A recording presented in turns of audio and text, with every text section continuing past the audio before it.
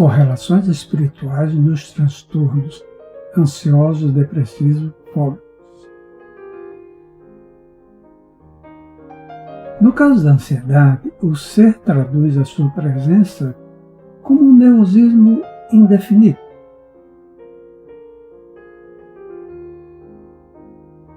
E quase sempre acompanhado de distúrbios psicossomáticos. Isto é, aqueles que refletem habitualmente sensações de doenças orgânicas inexistentes. Por isso denominadas de sintomas fantasmas.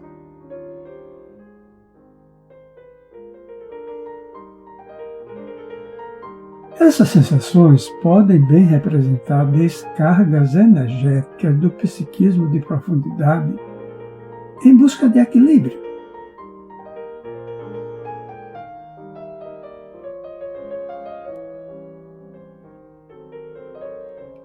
É como se o incômodo psicológico em absorção para o íntimo da alma, com o tempo corrigisse e mesmo neutralizasse o negativo sombrio do espírito.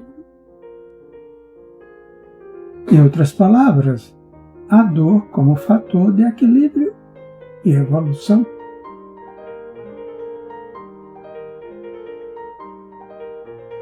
Quando a sintomatologia ansiosa avança sem o devido controle e domínio,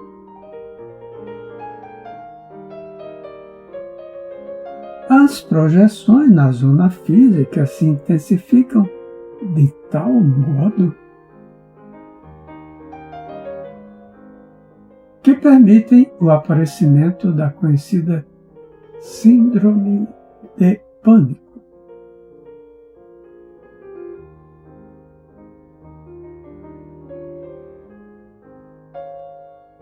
O caso das depressões, hoje mais bem conhecida pela sua frequência, permite demarcações sintomáticas melhor definidas. Os casos são variáveis, podendo oferecer uma classificação desde as reações mais simples às mais intensas. Daí as denominações depressivas de causais, reativas, distímicas e endógenas.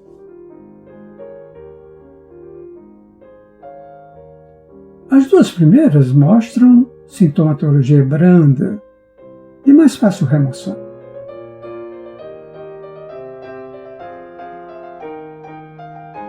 Porquanto conhecemos as causas determinantes e as reações decorrentes dos impactos desencadeadoras.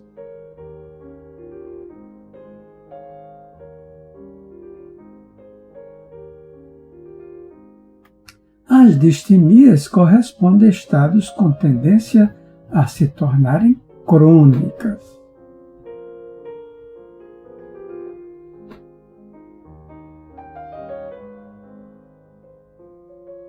Em que os indivíduos muitas vezes nutrem o processo que realmente existe, com pensamentos e constantes atitudes negativas de toda ordem.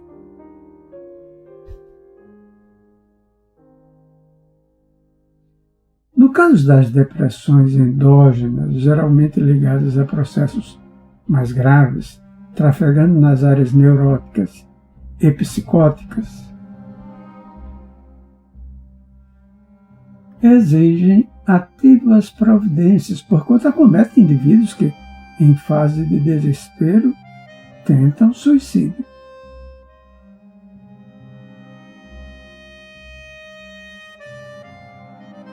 Os sintomas depressivos estão envoltos em anorexia, mal-estar indefinido, insônia rebelde, fadiga, tristeza, solidão. E os pensamentos quase sempre refletem a existência de uma cortina cinzenta. Como que tornando o campo das emoções e afetividade muito pobre de expressão.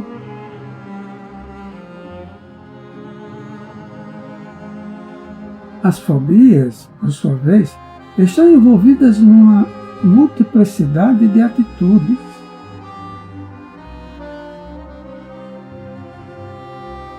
Em que algumas delas são catalogadas como suportáveis, fazendo parte da natureza psicológica do indivíduo.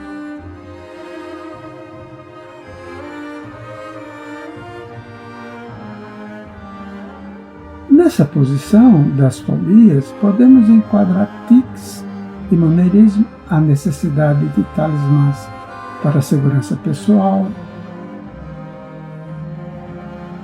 compulsões múltiplas, inclusive dos colecionadores ansiosos, até mesmo o fanatismo religioso.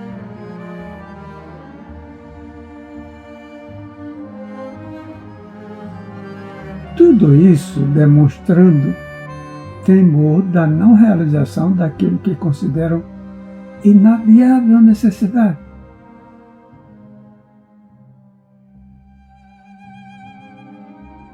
Por outro lado, devemos considerar o medo de lugares apertados e confinados, claustrofobia.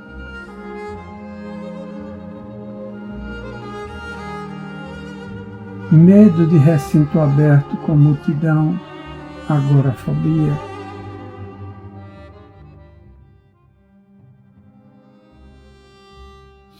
Medo da morte ou mesmo sensação de catástrofe, tanatofobia.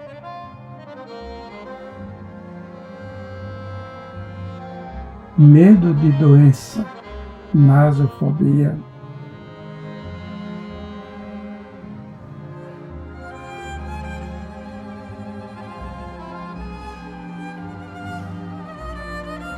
Medo de sujeira, misofobia, em que os indivíduos sentem imperiosa necessidade de lavar as mãos constantemente, isto é, de modo compulsivo.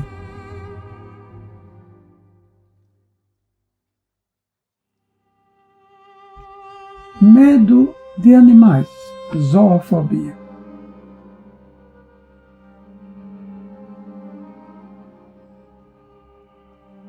Medo de altura, acrofobia.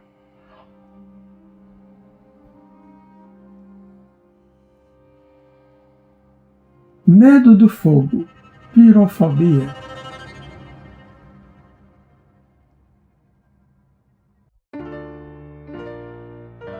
Medo da água dos mares, lagos e rios extensos, hidrofobia.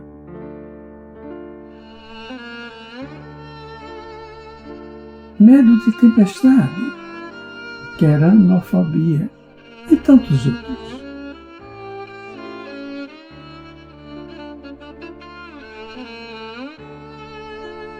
Será fácil de compreender que nos exageros dessas manifestações fóbico-compulsivas,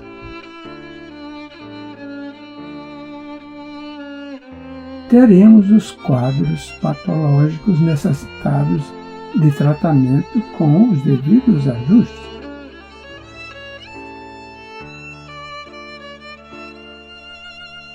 Todos esses sintomas acima referidos, ansiedades, depressões, fobias, repetimos,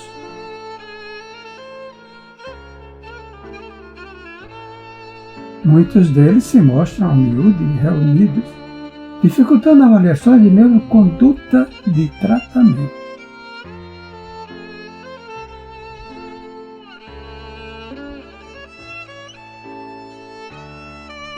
Daí a importância que devemos dar não só à zona física, por onde se externam,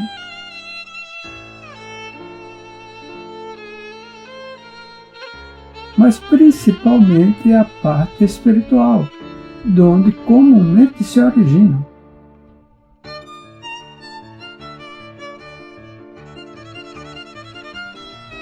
Na avaliação dessas reações, será imperioso e, portanto, necessário auscultar o que a alma do paciente nos tem a dizer, porquanto é nesta zona que trafegam esses conteúdos e que muitas vezes, diante de influências externas infelizes,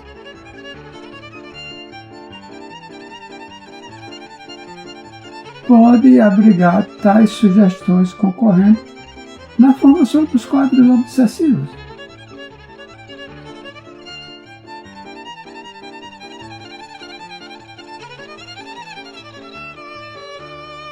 As grandes armações do século em marcha, acompanhadas de acentuada carga de informações e solicitações de variadas ordens, vêm propiciando modificações na conduta humana com evidentes reflexos no campo psíquico do ser.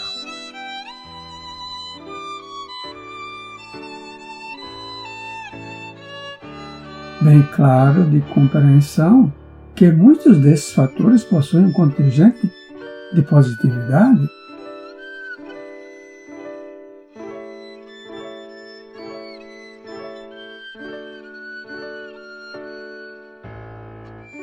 pelo crescimento das descobertas e novos conhecimentos científicos em benefício da humanidade.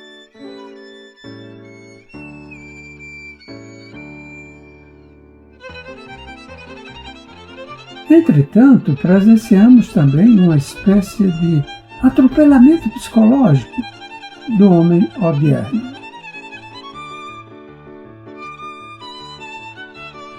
Pelos excessos e imposições na convivência do cotidiano,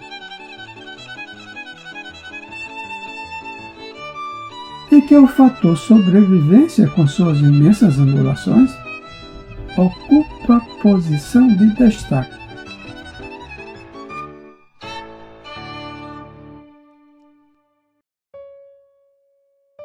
Diante das exigências e pressões exercidas nos lastros da comunidade humana, envolvida em componentes egoístas de acentuado desamor,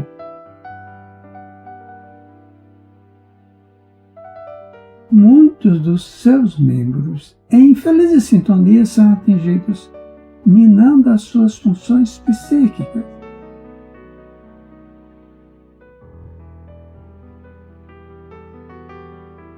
Estas, a pouco e pouco, passam a exteriorizar sintomas e que as ansiedades, depressões e fobias representam os fatores mais comuns.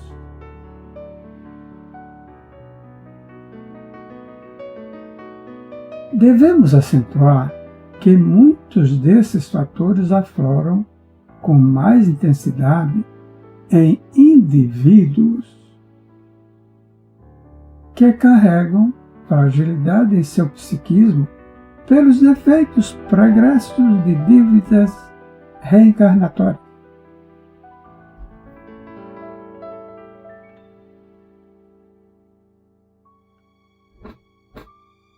Anotemos de importância que a nossa convivência do dia a dia mostra alguns coloridos ansiosos, depressivos e mesmo fóbicos, considerados normais como reações diante das exigências da vida.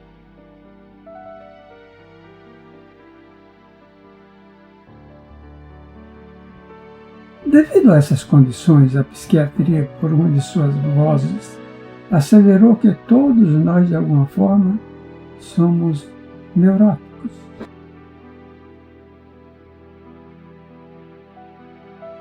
Acrescentamos que tais respostas do nosso psiquismo passam a ser necessárias em nossa posição evolutiva, de modo a representarem impulsos instrutivos, afirmando conquistas psicológicas. Desse modo, podemos dizer que algumas reações dessa ordem devem ser consideradas normais. Porém, quando acentuadas, enquadram-se na patologia.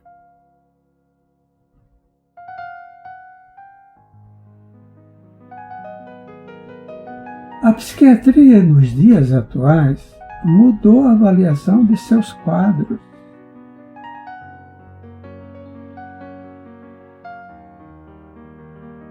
Substituindo os considerados neuróticos, psicóticos e personalidades psicopáticas, pelo que os classificou de transtornos.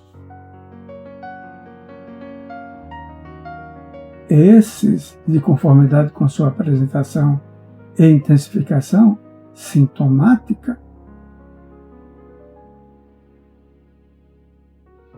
possibilitam melhor adequação e compreensão da distonia mental.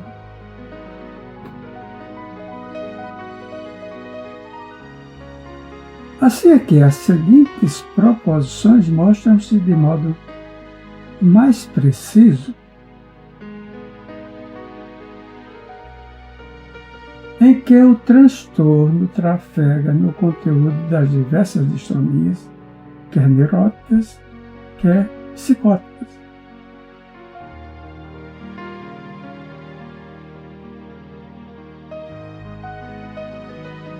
Transtornos somatofórmicos, tais tão conhecidos fenômenos psicossomáticos.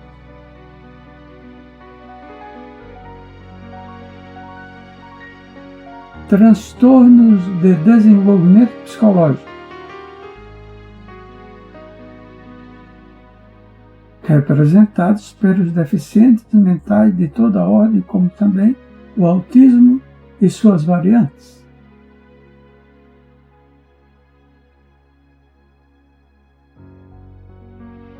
Transtorno afetivo, transtorno bipolar, psicose maníaco-depressiva.